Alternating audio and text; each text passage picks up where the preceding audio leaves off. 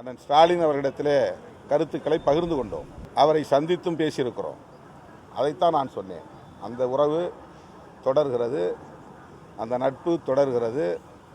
அவருடைய கவனத்திற்கு சென்று கருத்துக்களை பகிர்ந்து கொண்டு அதன் பிறகுதான் ஆதரவு நல்கினோம் என்கிற வகையில் ஆமாம், இன்னும் திமுக கூட்டணியில் தான் தொடர்கிறோம் என்று பதில் சொன்னோம். இந்தியா கூட்டணிங்கிறது டெல்லியில் விளையாடுற விளையாட்டு.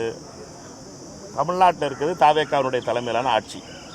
தாவேகாவுடைய தலைமையில் 4 கட்சிகள் சேர்ந்து ஆட்சி அமைச்சிருக்கோம். 2 கட்சிகள் வெளியில் நின்று ஆதரவு தருது. இதில் எந்த குழப்பமும் கிடையாது.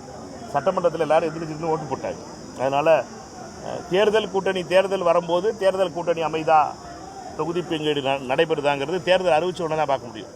எங்களை பொறுத்த மட்டும் ஆதரவு தந்து தோழமையில் வந்து அமைச்சரவையில் இருக்கிறோம். அடுத்து முதல் அமைச்சரவை கூட்டம் நடந்துருச்சு. அதில் 4 கட்சிகள் சேர்ந்து ஒரு அமைச்சரவை கூட்டம் நடத்தினது கடந்த 50 ஆண்டுகளில் முதல் தடவையாக நடந்துச்சு.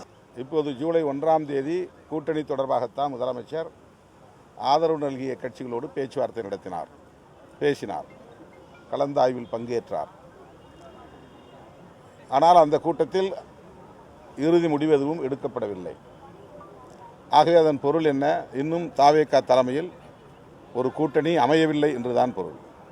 ஆதரவு நிலை, தோழமை நிலை, தேர்தல் கூட்டணி, இந்த 3க்கும் பல வித்தியாசங்கள் இருக்கின்றன. ஆனால் ஆதரவு எடுத்துட்டீங்கன்னாவே, லெஃப்ட் டேர்ன் எடுத்துட்டீங்கன்னாவே லெஃப்ட்டுக்குள்ளே வந்துட்டீங்கன்னு அர்த்தம். நீங்கள் அதனால் லெஃப்ட் டேர்ன் எடுத்தாச்சு. எல்லா கட்சிகளும் லெஃப்ட்டில் வந்ததுக்கப்புறம் ரைட்டை பற்றி பேசிக்கிட்டு இருக்குங்கிறது வெற்றி வேலை. வேறு ஊருக்கு போயிடுவோம். அது போகிறது இல்லை. நம்ம தான் வண்டி ஏறியாச்சு லெஃப்ட் டேர்னில். அதனால் நம்முடைய பாதை தெளிவாக இருக்கிறது.